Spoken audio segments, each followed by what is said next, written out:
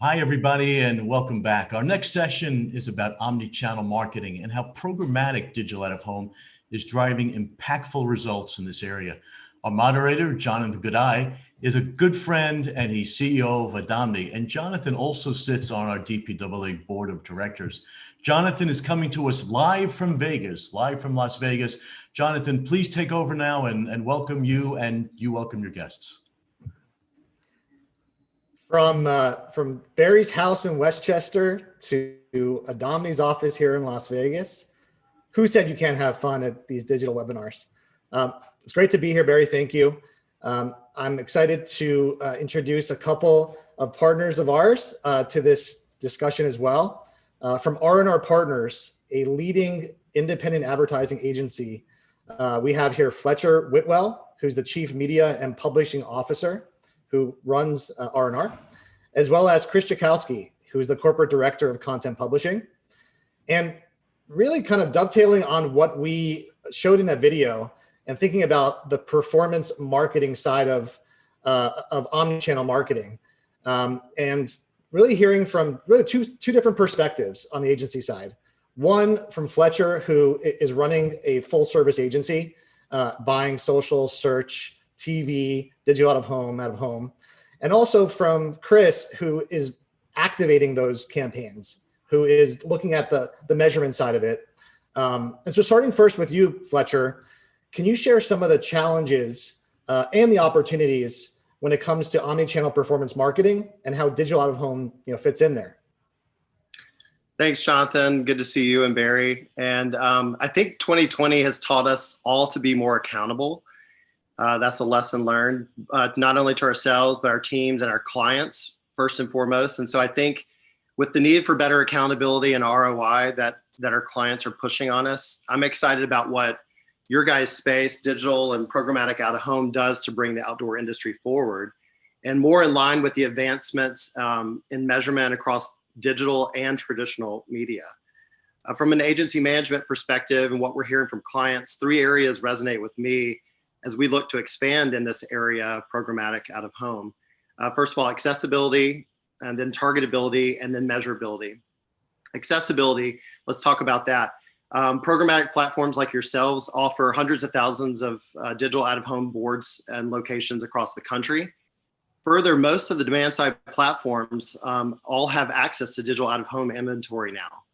And both traditional out of home buyers as well as programmatic digital buyers can access this inventory, taking DSPs a step further in omnichannel planning and buying, which is really exciting to us. And it can be treated just like a normal digital placement. And not too dissimilar to connected TV, when it became the norm for digital programmatic buyers to add that into their digital media mix the last year or so. Now digital out of home can be treated as an extension of the digital buy and similar creative data, targeting, measurement, et cetera. Let's talk about targetability. Digital out of home's definitely made advancements in terms of targeting capabilities, particularly with mobile device data. We're able to choose locations and geographies that are frequented by our consumers. Not to mention now with DSPs, we can layer on additional data partners. And with the expanded presence on and in ride shares that you have with Uber, digital out of home continues to deliver the on-the-go consumer as well. And then finally, and want Chris to get into the heart of it, because I think he'll have that great perspective from a buyer's perspective, but measurability through programmatic digital out of home buying platforms, and now in DSPs, we can hold digital out of home as accountable as our digital media buys. And similarly, how we can follow a linear TV spot into the digital ecosystem through ACR, automatic content recognition, and serve down ads down the funnel to make sure that our consumers are exposed to the spot. We can do the same thing in digital out of home through targeting mobile device IDs and following in them and retargeting them down the path to purchase. Absolutely. And R&R has really been an early mover when it comes to programmatic digital out of home. And we're talking about 4 years ago, you guys were launching your first campaigns through us. There's been a lot of evolution, especially over the last year, where COVID has actually had some positive effects in terms of having inventory get connected, having more of that measurability, that ROI, for us to be able to do attribution reporting. Switching gears to Chris, and really as a guy who's got his hands on the keys, both from a planning perspective, from an actual activation and measurement perspective, can you share a little bit about how you look at digital out of home as part of that omnichannel mix, and talk a little bit about the strategies that you guys employ today, and how this does kind of round out a new facet for omnichannel? Sure. Thanks, Jonathan. Yeah, so from a tactical media planning and buying perspective, that I help oversee with our clients, we're always seeking opportunities and solutions to bring offline and online together. I've seen our media plans evolve over the past several years, just trying to keep up with how fragmented consumer attention is and how they're engaging with content across any channel. And since we're always putting the consumer at the center of our media plans, we want to make sure that we're telling a cohesive brand story, that all of our channels are complementing each other, and ultimately to try to achieve a goal of reaching the same individuals across multiple channels. And it's the evolution and the enhancements in programmatic buying, ingestion of data like device ID targeting, location targeting that Fletcher had mentioned. That's what's really allowing us to complement all of our digital channels, our performance-based marketing efforts like Facebook and connected TV, things like that, to add digital out of home in the mix and be part of that conversation that it's never really been part of before, at least from a digital media planning perspective. More control, more ease of adjusting messaging whenever we need to. We can turn on, turn off media whenever we might need to.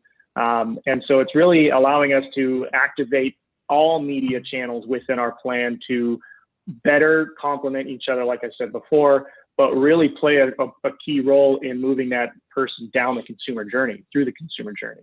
And we know that, the consumer journey is not linear. That's why the accessibility is so important in making sure that, we're expanding the potential reach across channels, and the fact that data is available in all these programmatic channels, the same types of device IDs, we have more confidence to target these people across all of their channels and really leverage each channel to their maximum capability.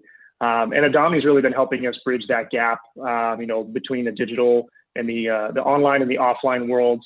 And like Fletcher said earlier, provide more accountability for our media plans. And I don't really see this demand for more efficient media plans and streamlined media strategies going away anytime soon. I think it's only going to get tighter as decision makers and CMOs are being forced to prove effectiveness of our media plans, try to make better connections between the channels and tell a more cohesive brand story, all while pushing towards whatever that end goal is, which, it might be foot traffic to your business, it might be website conversions. Regardless of whatever it is, I think that programmatic and just using data like this in all of your channels and being able to activate it with a more consistent media plan is something that I think is here to stay. Chris, when it comes to the agency's structure, right, where in the past you had this team that handled traditional, this team that handled digital, this team that handled social, and thinking about now this omni-channel experience where screens are screens, audience is audience, and how the planning and buying has evolved. Can you share a little bit about how R&R has kind of broken down some of those silos, and now, Sure. like you connected TV, all of a sudden digital buyers are buying that through the trade desk or whatever your DSP is of choice. Can you touch upon that as well? Sure. Yeah, I would say one of the bigger things that we had done on the agency side that Fletcher helped lead was creating a team that is more dedicated to omni-channel, a channel strategy team that is looking at the targeting options, the media consumption habits of an individual consumer. Like I said earlier, we start with the consumer and we try to understand where's the best opportunity to reach them, where's our messaging going to be most impactful.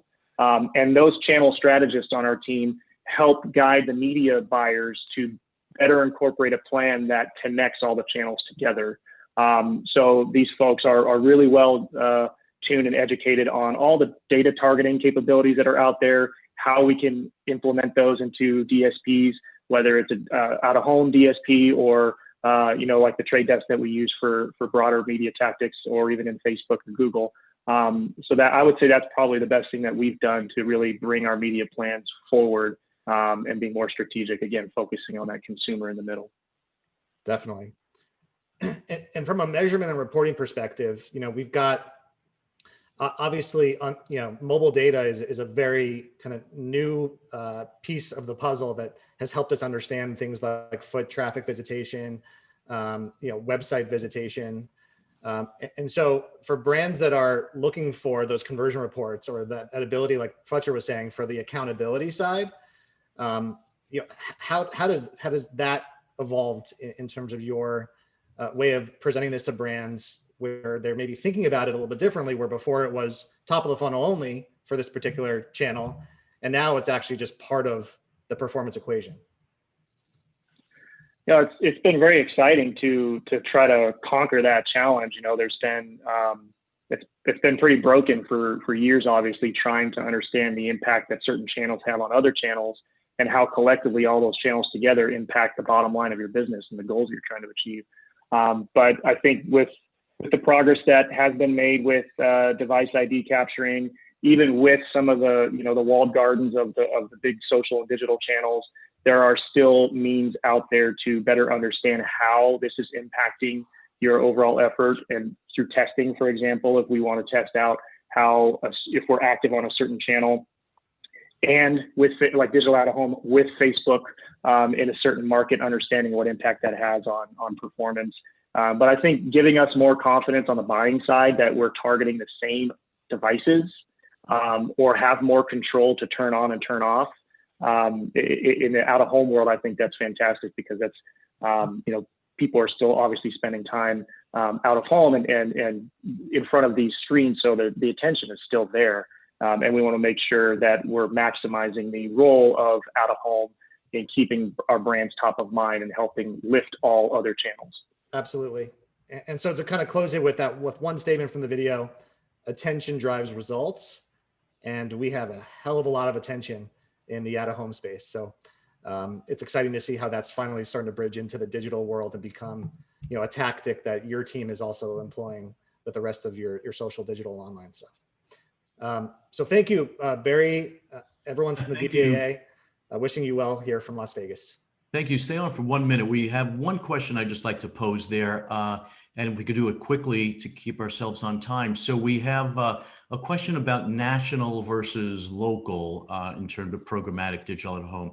Does it work better for one or the other? Do you folks have any particular views on that? Go ahead. Yeah, Jonathan, you can talk about the campaign that we activated with you guys for Kylie Skin. I mean, that was a great national example. I mean, I think the short answer is that it does kind of apply to both. Whether you are, promoting something on a hyper local level and you want to do some very tight geofencing, or be able to kind of optimize audiences in one market, or what Fletcher was mentioning with Kylie Jenner, where she literally was in 1,000 cities at the same time, launched and planned within 2 days. It absolutely is flexible and usable for both. The key is just making sure that you're using a planning and buying tool that affords you the ability to do that, right? Where you can come down as low level as, specific street corners or areas in a town, and maybe even zoom out and choose entire countries and certain media type, venue types. So yeah, no, I think it does work for both, and we're absolutely having customers from both sides. That's great. Specificity, targeting, and true national if needed. And that was great, by the way, Jonathan, where Kylie basically launched her cosmetics brand on the backs of Adomni. That's a great success for Adomni and digital out of home. Thank you, folks, so much. That was a great session. And Jonathan, also some great video leading in. It really was a Super Bowl type video for our Super Bowl of global digital out of home. Well done, Jonathan. Thank you, Fletcher, and thank you, Chris. We're going to come right back. We got a short break, and then we're going to have Frank Luntz, who's really going to give us some knowledge about what's going on in D.C. these days. That's Washington, D.C. And we're going to have a couple of videos from some true DPAA leaders, Kennetta Bailey and Debbie Drutz. So we'll be right back with Frank Luntz.